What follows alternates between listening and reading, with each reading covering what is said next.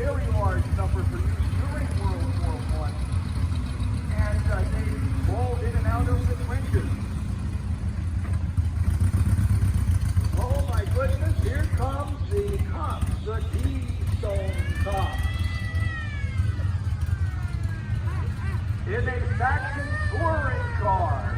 You'll see that car a little bit later in the show, full of D-Stone cops. The story was that you could get a Model T in any color you wanted, so long as it was black. This will give you a live spec.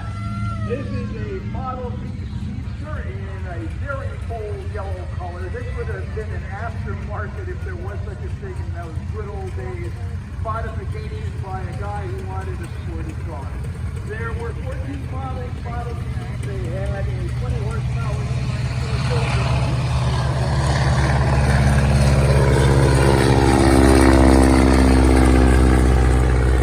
And over 14.5 million Model Ts were produced in 13 plants in this country and 12 overseas. Very interesting to drive. They have a throttle on the steering wheel and 2 forward and 1 reverse gears, 3 pedals, and a lever. This is a 1909 Renault, and this machine was imported into this country as a chassis back in 1910.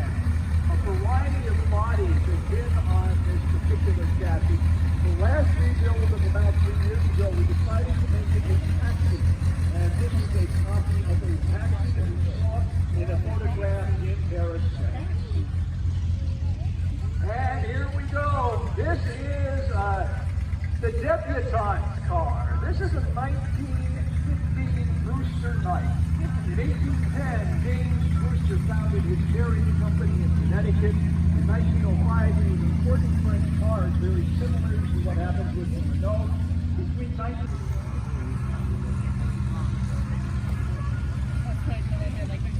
And once again, in Belize, we have this is very difficult to ride. You have to balance yourself. You have to lean back or else you go over. You never use the brakes. You've got brakes, but if you put on the brakes, it flips you right over the front wheel. You got to lean back to keep that tail wheel on the ground.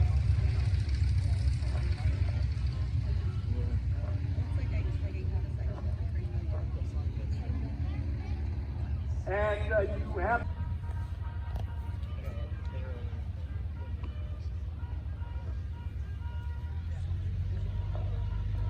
they need a little bit of time to climb to altitude. And here comes the DH-7 inside the Morgan CH-82 steam on it, built in England.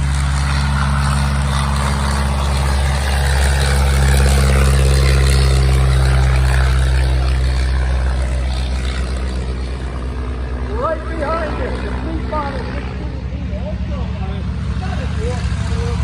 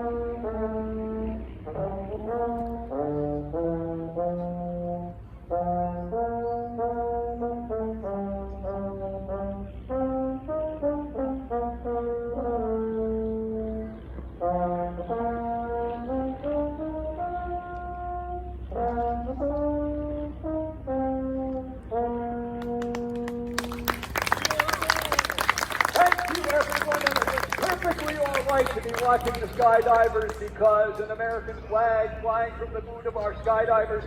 This afternoon, Kim, Six, and Kurt are diving for us. They can hear you. It's very quiet up there. So when they get down a little bit lower, we want all of you to give them a big round of applause, yell high.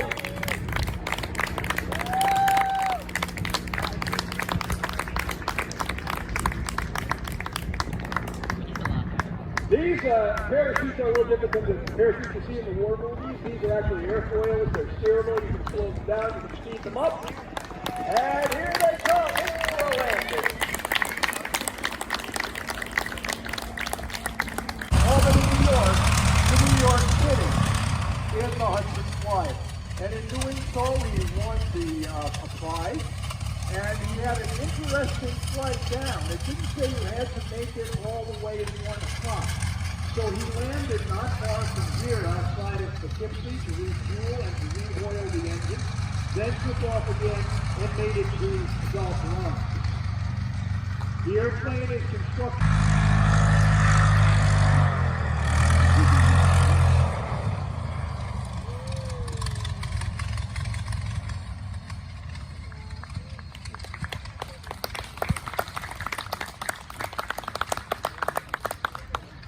Because when it starts, all hope is gone. We'll just have to wait for it to get in the air, and then I'll tell you a little bit more about it. But we're going to go ahead and get it started. This is a rotary engine. And if you watch carefully as we pull the engine through in order to get it set to start, you'll see that the entire engine spins with the propeller. Now, why would anyone do that? Well, the reason is that it cools the engine better. And there you see the engine spinning as we swing the propeller.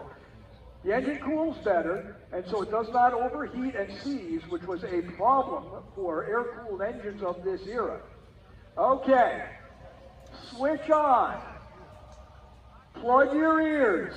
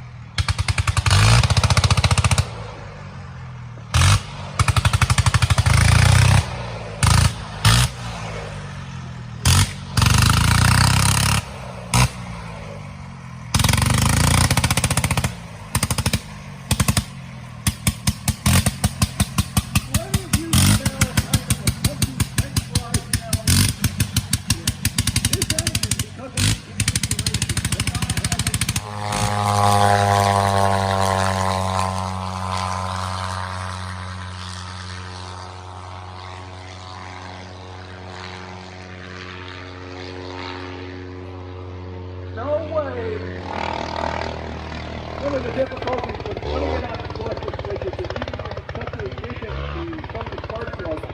Cast away.